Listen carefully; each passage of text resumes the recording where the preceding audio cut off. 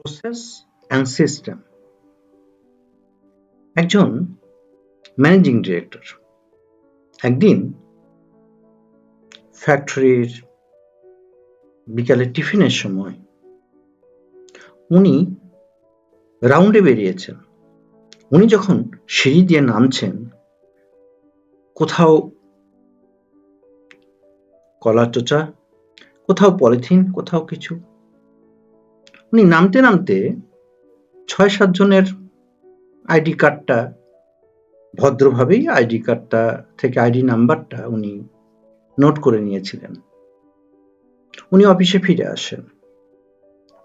অফিসে ফিরে এসে উনি উনার এইচআর হেডকে কল করেন।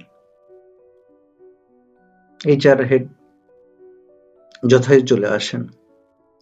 উনি সরাসরি ডাইরেক্ট এই কথাটায় না এসে উনি জিজ্ঞেস করেন, আপনারা তো রেগুলার ওরিয়েন্টেশন করান লোক জয়েন করার সময়, তাই কি না? জি স্যার। কোনোটা তো মিস যায় না, তাই না? না স্যার, আমরা সবাইকে করেই আমাদের চেক লিস্ট আছে।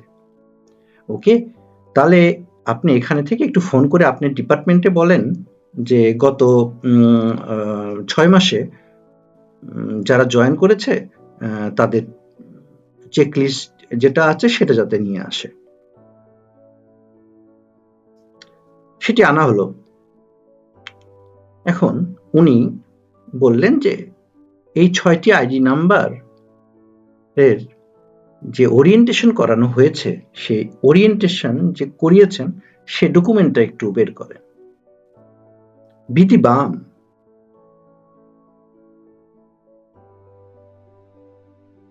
শয়ে শয়ে হাজার হাজার ওয়ার্কারের ওরিয়েন্টেশনের নাম আছে, কোন কোন টপিকের উপর ওরিয়েন্টেশন করা হয়েছে সেই টপিকগুলোর উপর টিক চিহ্ন দেওয়া আছে। কোনো না কোনো কারণে কেউ অ্যাবসেন্ট বা কোনো না কোনো কারণে এই ৬ জনের ভিতরে একজনকে পাওয়া গেল সেখানে, বাদ বাকি ৫ জনকে পাওয়া গেল না। উনি ম্যানেজিং ডিরেক্টর, উনি শুধুমাত্র এইচআর হেডের দিকে তাকিয়ে থাকলেন।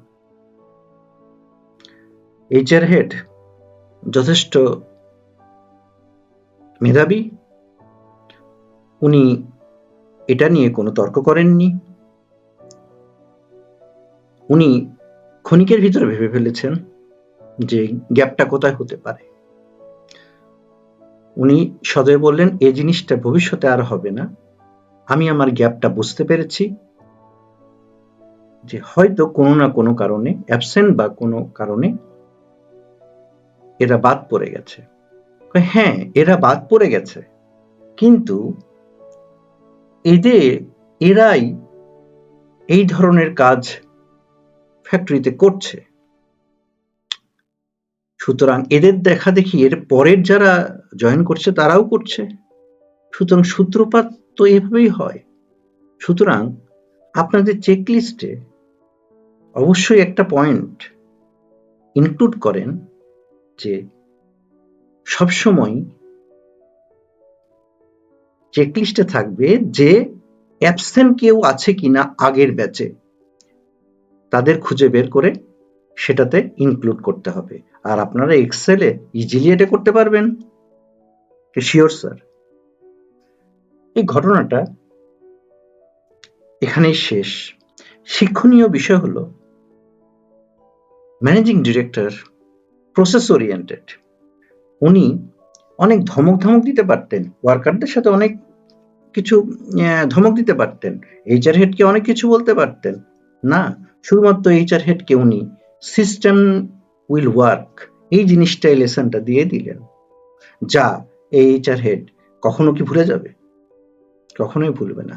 সুতরাং এটা থেকে যে শিক্ষাটা নেওয়া, work on process and system, then sustainability will come automatically. It is a logical sequence. So আমাদের এ থেকে শিক্ষা এটাই যে আমরা